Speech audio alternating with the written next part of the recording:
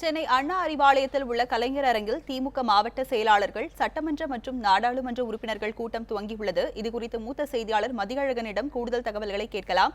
மதியழகன், அண்ணா அறிவாலயத்தில் நடைபெறும் திமுக கூட்டத்தில் என்னென்ன விஷயங்கள் பற்றி விவாதிக்கப்பட இருக்கு? ராஜலட்சுமி, 17வது நாடாளுமன்ற தேர்தலுக்கான தேதிகள் நேற்று அறிவிக்கப்பட்டிருக்கின்றன. இதனைத் தொடர்ந்து தமிழகத்தில் தேர்தல் களம் சூடு பிடித்திருக்கக்கூடிய இந்த சூழ்நிலையில் தேர்தலுக்கு தற்பொழுது அனைத்து கட்சிகளும் முழுமையாக தயாராகின்றன. இந்த நிலையில் பிரதான கட்சியாக இருக்கக்கூடிய திமுக சார்பில் நாடாளுமன்ற தேர்தல் குறித்து விவாதிப்பதற்காக திமுகவினுடைய மாவட்ட செயலாளர்கள், சட்டமன்ற மற்றும் நாடாளுமன்ற உறுப்பினர்களினுடைய கூட்டமானது அறிவாலயத்தில் இருக்கக்கூடிய கலைஞர் அரங்கில் தொடங்கி நடைபெற்று வருகிறது. இந்த கூட்டத்தை பொறுத்த வரைக்கும் இந்த தேர்தலில் கூட்டணி கட்சிகளுடன் தேர்தலில் எவ்வாறு ஒருங்கிணைந்து செயல்படுவது, பிரச்சாரத்தில் என்ன மாதிரியான வியூகங்கள் வகுக்க வேண்டும், பிரச்சாரத்தில் எவ்வாறு செயல்படுவது, தேர்தல் நிதிகளை எவ்வாறு கையாள்வது, திமுக சார்பில் தயாரிக்கப்பட்டிருக்கக்கூடிய அந்த தேர்தல் அறிக்கையில் இடம்பெற்றிருக்கக்கூடிய முக்கியமான விஷயங்களை மக்களிடம் எவ்வாறு கொண்டு சேர்ப்பது உள்ளிட்ட விவகாரங்கள் தொடர்பாகவும் ஆலோசிக்கப்பட்டு வருகிறது. அது மட்டுமில்லாமல் ஒரு தொகுதியில் ஒரு வேட்பாளரை அறிவிக்கும் பொழுது அதிருப்தியில் இருக்கக்கூடிய மற்றொருவர் எந்தவித சுணக்கமும் இன்றி கட்சி பணி ஆற்ற வேண்டும் உள்ளிட்ட தொடர்பாகவும் தேர்தல் பணியை அனைத்து மாவட்ட செயலாளர்களும் முழுமையாக ஈடுபட வேண்டும் உள்ளிட்ட விவகாரங்கள் குறித்தும் இந்த கூட்டத்தில் தற்பொழுது ஆலோசிக்கப்பட்டு வருகிறது. ராஜலட்சுமி, மதியழகன், கருணாநிதி இல்லாத இந்த 17வது நாடாளுமன்ற தேர்தலை திமுக சந்திக்க உள்ள நிலையில திமுகவுக்கு இது என்ன பெரிய மாற்றத்தை உண்டாக்க இருக்கிறது?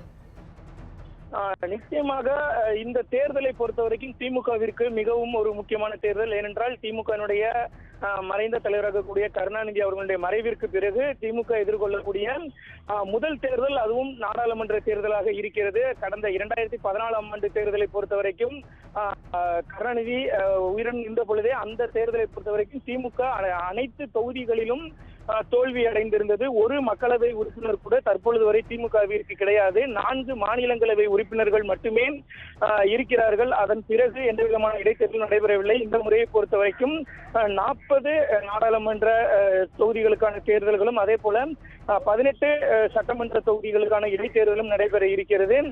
இந்த தேர்தலை பொறுத்த வரைக்கும் திமுக தனது பலத்தை நிரூபிக்க வேண்டிய கட்டாயத்தில் இருக்கிறது. அது மட்டுமல்லாமல் திமுக தலைவர் ஸ்டாலின் தலைமையில் நடைபெறக்கூடிய முதல் தேர்தலாகவும் இது இருக்கிறது. எனவே திமுக தலைவர் ஸ்டாலினை பொறுத்த வரைக்கும் அதே போல திமுகவை பொறுத்த வரைக்கும் இந்த தேர்தல் ஒரு முக்கியமான தேர்தலாக இருக்கிறது. அனைத்து தொகுதிகளிலும் வெல்ல வேண்டும் என்பதுதான் திமுகவினுடைய பிரதான குறிக்கோளாக இந்த நாடாளுமன்ற தேர்தலை பொறுத்த வரைக்கும் இருக்கிறது. அதற்காகவே ஏற்கனவே கூட்டணிகள் எல்லாம் முடிவு செய்யப்பட்டு களப்பணிகளும் முடுக்கிவிடப்பட்டிருக்கக்கூடிய இந்த சூழ்நிலையில் கடந்த முறை ஒரு நாடாளுமன்ற மக்களவை உறுப்பினர் கூட இல்லாத சூழ்நிலையில் தற்பொழுது 40 தொகுதிகளையும் வெற்றி பெற வேண்டும் என்ற ஒரு எண்ணத்தில் தீவிரமாக திமுக சார்பில் அனைத்து பணிகளும் விரைவாக செய்யப்பட்டு வருகின்றன. ஏனென்றால் ஒரு 40 தொகுதிகள் வெற்றி பெறும் பொழுது இந்திய அளவில் ஒரு பேசப்படும் பிரதான கட்சியாக திமுக மாறும். எனவே அது போன்ற ஒரு தேசிய அளவில் ஒரு முக்கியத்துவம் திமுகவிற்கு கிடைக்கும். இந்த வெற்றி என்பது 40 தொகுதிகளில் பெறக்கூடிய வெற்றி என்பது மத்தியில் ஆட்சி மாற்றத்திற்கு ஒரு வழிவகுக்கும். ஒருவேளை பெரும்பான்மை இல்லாத நேரத்தில் திமுகவினுடைய ஆதரவு முக்கியமாக இருக்கும். இது போன்ற பல்வேறு நிலைகள் இந்த 40 நாடாளுமன்ற உறுப்பினர்களுக்கும் இருக்கிறது. அதே போல 18 சட்டமன்ற தேர்தலை பொறுத்த வரைக்கும் இந்த தேர்தலிலும் ஒரு வெற்றி பெறும் பட்சத்தில் திமுக ஆட்சி அமைப்பதற்கு கூட வாய்ப்பு இருக்கிறது. எனவே இது போன்ற காரணங்களை எல்லாம் வைத்து பார்க்கும் பொழுது இந்த 2 தேர்தலும் சரி, நாடாளுமன்ற தேர்தலும் சரி, இந்த 18 தொகுதிகளுக்கான சட்டமன்ற தேர்தலும் திமுகவிற்கு மிக முக்கியமாக இருக்கிறது. ராஜலட்சுமி.